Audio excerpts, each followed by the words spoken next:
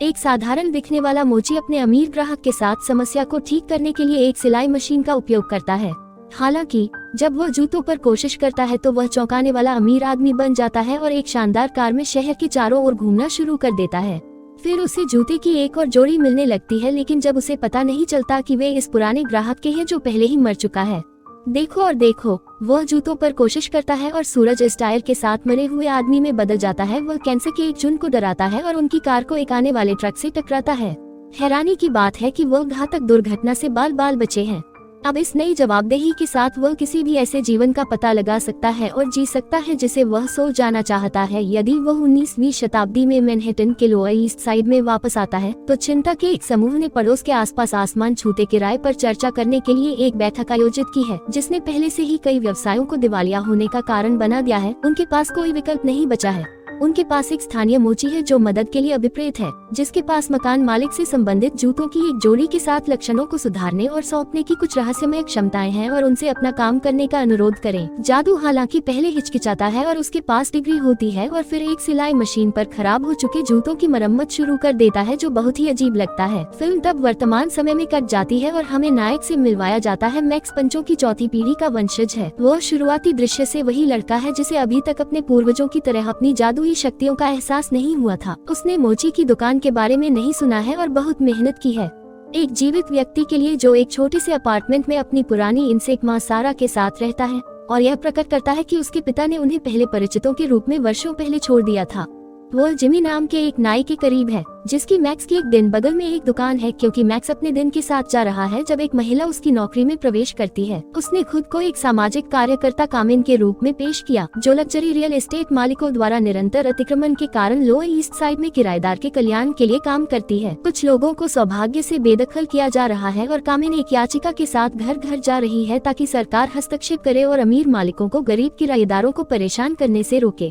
हालांकि मैक्स कारण के बारे में ज्यादा परवाह नहीं करता है। वो कामिन को प्यारा लगता है और उसके लिए याचिका पर हस्ताक्षर करता है, जिस लंबाई तक बस अगले दिन जा सकता है। लुडलो नाम का एक असभ्य आदमी दुकान में प्रवेश करता है और मैक्स पोलिश मुद्दों को पत्र ग्रीस की मांग करता है। एक बार क्या, वह अपने काम से प्रभावित है और स्मैक छोड़ने के तुरंत बाद उन्हें ठीक करने के लिए जूते की एक और जोड़ी छोड़ देता है और तुरंत काम पर चला जाता है और वेंडिंग मशीनों की तरह होता है। हालांकि उसका दुर्भाग्य उसकी इलेक्ट्रिक सिलाई मशीन में खराबी का अनुभव करता है और उसे बेकार कर देता है। वह एक मरम्मत करने वाले को बुलाने की कोशिश करता है, लेकिन हर कोई व्यस्त लगता है कि सप्ताहांत में कोई अन्य विकल्प नहीं बचा है, क्योंकि वे एक सिलाई मशीन की तलाश में बेसमेंट में जाते हैं।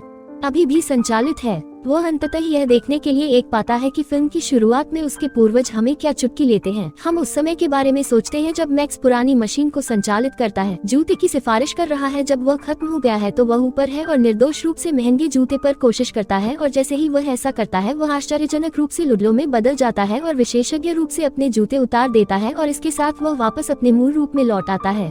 फिर वह दुकान से जूतों की एक और जोड़ी पर कोशिश करता है, लेकिन कुछ समय के लिए सोचने के बाद उन लोगों के साथ कुछ नहीं होता है। आखिरकार वह उस पर निर्भर करता है, लेकिन परिवर्तन तभी होता है जब वह पुरुषों के जूते अपनी पुरानी पुश्तैनी सिलाई मशीन के साथ करता है, जिसमें यह सिद्धांत है दुकान बंद करता है और कुछ पुराने जूतों की मरम्मत शुरू करता है। वह पुरानी सिलाई मशीन है और फिर वह उन्हें एक एक करके आजमाता है और हर बार एक पूरी तरह से अलग व्यक्ति में बदल जाता है। अब मैं वास्तव में उसके उबाऊ जीवन को बदल देता हूँ और वह बन जाता है जो वह बनना चाहता है। एक उदाहरण में वह एक चीनी व्यक्ति में बदल गया और चाइनाटाउन के चारों ओर चला गया, और दूसरे उदाहरण में वह अपने रेस्तरां को अनुमति नहीं देता है और अपनी उपस्थिति बदलकर भुगतान किए बिना छोड़ देता है। वह रिचमंड में भी बदलाव करता है और शहर के चारों ओर अपनी लग्जरी कार चलाता है।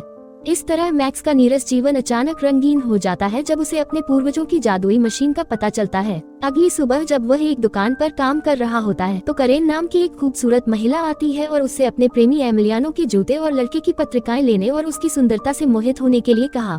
इसलिए वह एक जादुई मशीन का उपयोग करके एक योजना के बारे में सोचता है जिसे वह एमिलियानो में बदल देता है। वह एक सुंदर युवक निकला और एक स्थानीय बार में जाता है। वहाँ वह अंदर मौजूद सभी लड़कियों के आकर्षण का केंद्र बन जाता है।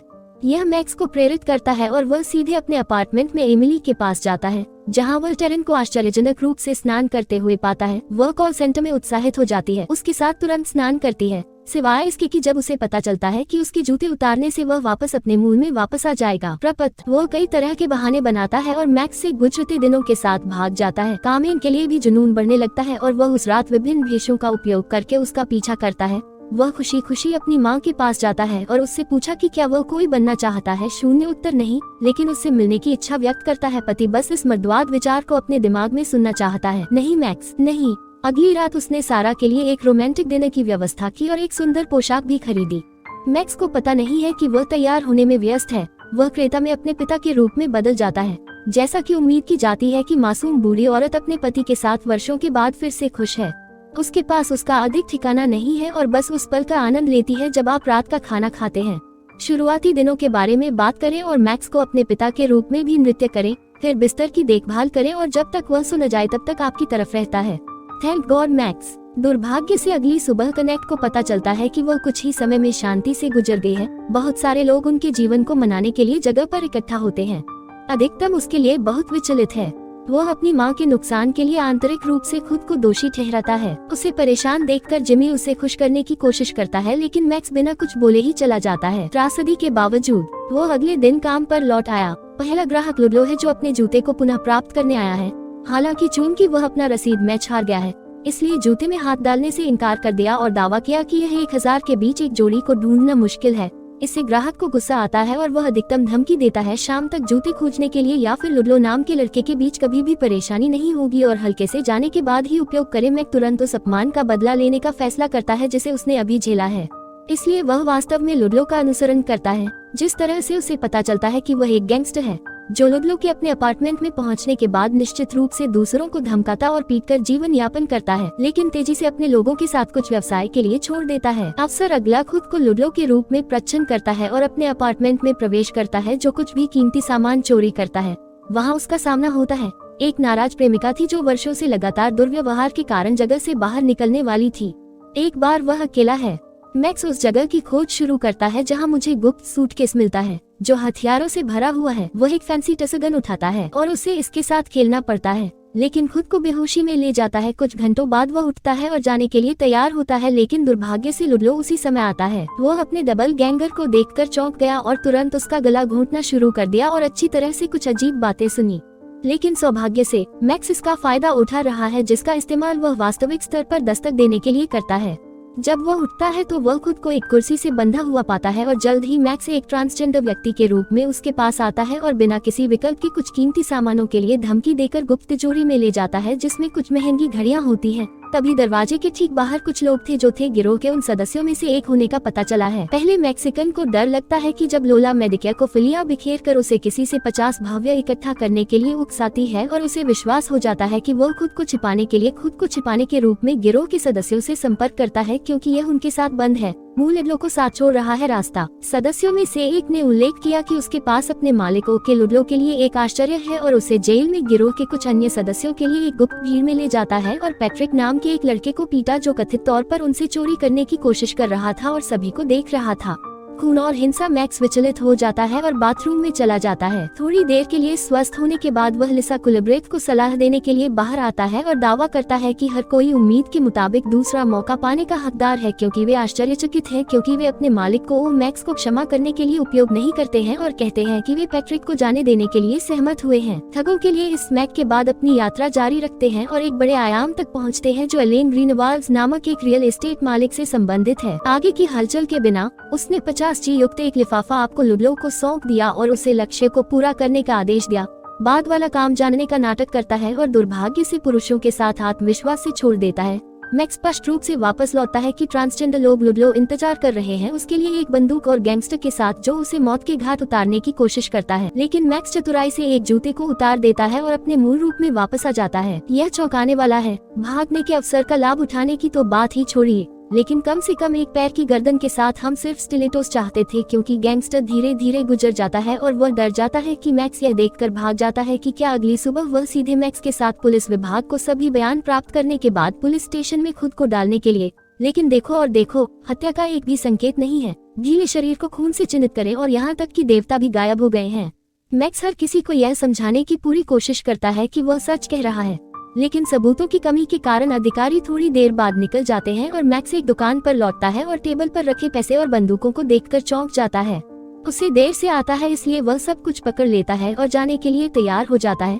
लेकिन तभी जिमी सौ से मुझे मैक्सिकन अभिनय को लेकर अपनी चिंता व्यक्त करता है, जो वास्तव में किसी अन्य डिवाइस के लिए अजीब है, और वो हमेशा सदमे से काम करता है अगर बाद वाला भाषण पर ध्यान नहीं देता है, और जारी रहता है अगले दृश्य में रास्ता। मैक्स के पास 2 लेन हैं, जो ट्रांसजेंडर आदमी के रूप में प्रच्छन्न है। वह कहानी बनाता है कि लीला मिशन से बाहर निकलने में असमर्थ थी और इसलिए उसने उसे पैसे वापस करने के लिए भेजा। हालांकि वह झुककर अपने जीवन के माध्यम से स्पष्ट रूप से देखता है और हम उसे बाहर करने के लिए दृढ़ हैं। रात जब मैक्स जागता है तो उसे कार के अंदर 2 लोगों ने ले जाया गया है। वे आज एक अपार्टमेंट को जलाने के बारे में बात कर रहे हैं। ट्रांसजेंडर आदमी को मारने के विभिन्न तरीकों पर भी चर्चा करते हैं और यह सुनकर कि मैक्स जल्दी से जूते की एक जोड़ी खींचता है और अक्सर मरे हुए आदमी के साथ प्रतिक्रिया करता है। मैंने देखा है कि 2 आदमी डरते हैं और खत्म हो जाते हैं। वाहन को दुर्घटनाग्रस्त करना और अगली सुबह नौकरी पर पहुंचने पर मैक्स को भागने की अनुमति देना। उसने देखा कि एक उड़ने वाला कार्बन उसके लिए पहले छोड़ दिया गया था। इसके माध्यम से जाने पर उसे पता चलता है कि प्रवृत्ति सोलोमन के लिए लड़ रही है। वो वही आदमी है जो आदमी को साफ करता है। हम चिंतित के बारे में बात कर रहे हैं। उसे जल्दी से अपने मनुष्यों के माध्यम से स्थिति पर चर्चा करने के लिए कार्यालय में आना होगा। क्या एलेन एक धनी व्यवसाय है जो अपार्टमेंट को ध्वस्त करना चाहती है। अब तक वह वहां सभी किराएदारों को खरीदने में कामयाब रही है, लेकिन सुलेमान बाद में जाने के लिए तैयार नहीं है कि आपको सुलेमान के स्थान पर जाना था और उन्हें हेलोवीन इंटरमेटिक योजना के बारे में सब कुछ बताना था। लेकिन आश्चर्यजनक रूप से बुरा आदमी अभी भी यह दावा करते हुए दूर जाने से इनकार करता है कि उसके पास अपार्टमेंट में बहुत सारी यादें हैं। यह सुनकर कि कार्बन उदास हो जाता है, लेकिन अगली सुबह बस यही विचार मेरे दिमाग में आता है कि उसे सोलोमन में इस लड़के को सीखने की जरूरत है और उसे सौदा करने का प्रस्ताव है। सौ भव्य और शिकागो के लिए एक टिकट के बदले में जगह छोड़ देंगे जहां वह अपनी बेटी एलेन तुरंत रीस बन सकते हैं, और उस शाम को अपने आदमी को आवश्यक व्यवस्था करने के लिए जगह छोड़ देंगे। जेफरी और ब्रायन किसी के अपार्टमेंट में पैसे सौंपने के लिए पहुंचे। हर कोई व्यस्त है। मैक्स स्पष्ट रूप से अपने जूते छुपाता है और अपनी योजना को गति प्रदान करता है। सबसे पहले वह खुद को जेफरी के रूप में प्रच्छन्न करता है और लेन को आयाम देता है कि सुलेमान को ब्रायन के साथ छोड़ दिया जाता है। निश्चित रूप से इसके बाद जब असली जेफरी साइमन के अपार्टमेंट में लौटता है तो वह खुद को ब्रायन के रूप में प्रच्छन्न करता है और उसे कहीं और बाहर निकाल देता है। असली क्षेत्र असली ब्रायन के साथ है, लेकिन जैसे ही वे हवाई अड्डे पर पहुंचते हैं, पुलिस अगले दिन ब्रायन को हथियार ढूंढकर पकड़ लेती है। काम एक गली में चलता है और उसे बताता है कि वह इस दौरान सुलेमान से मिली थी, जिस तरह की महिला है अविश्वास में, क्योंकि जेफरी ने सोलोमन इलेक्ट्रिक शिकागो में रात को खुद को देखने के लिए अपार्टमेंट में जाने से पहले बनाया था और वहाँ अभी भी कुछ आदमी मिल गया था। वास्तव में यह सिर्फ इतना है कि यह आदमी सिर्फ गुस्से में है। आप सुलेमान और उसकी बेटी को मारने के लिए दोस्त रहे हैं। यदि वह अपने दुर्भाग्य के साथ तुरंत नहीं छोड़ता है तो कमरे के अंदर पत्रकारों का एक समूह मार्च करता है। यह पता चलता है कि पूरी बात एलेन को उसके गलत कामों के लिए फ्रेम करने के लिए सिर्फ एक विस्तृत सेटअप थी। उस शाम को सफलतापूर्वक एलेन को कैद करने के बाद और वास्तव में मुड़कर सप्ताहांत पर एक तारीख पर सहमत होना एक दुःस्वप्न था, जो लुडलो के रूप में अपनी प्रेमिका से संपर्क करने के लिए आखिरी बार था। वह उसे उन घड़ियों में से कुछ सौंप देता है ताकि आप उन्हें बेच सके और अच्छी कमाई कर सके, लेकिन सौभाग्य से जब वह अफ्रीकी लौट रही है तो उसे पकड़ लिया गया है कि यह उसे चला रहा है, लेकिन इससे पहले कि वे बहुत दूर जा सके एक आने वाला ट्रक उनमें दुर्घटनाग्रस्त हो गया। जब मैक्स जागता है तो वह खुद को जिमी की नाई की दुकान में पाता है।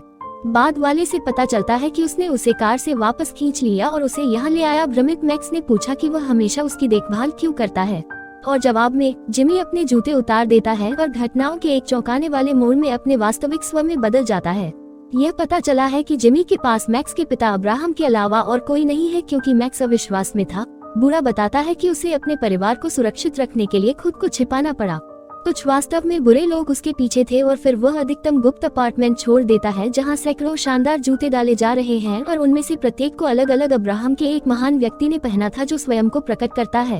वो एक दूसरे परिवार के खून में है। और अब मैक्स की बारी है। जब तक कि आप उस जीवन में नहीं है तो पिता एक पीछे के प्रवेश द्वार से निकलने वाले हैं जहाँ एक भव्य कार और ड्राइवर उनका इंतजार कर रहे हैं। उत्तर दिया जाए। वे मेडिकल सिलाई मशीन के बारे में बात करते हैं और यह कैसे अस्तित्व में आया। इस तरह के और वीडियो के लिए सब्सक्राइब करें, नोटिफिकेशन चालू करें और चैनल को मदद करने के लिए एक लाइक छोड़ें। देखने के लिए धन्यवाद।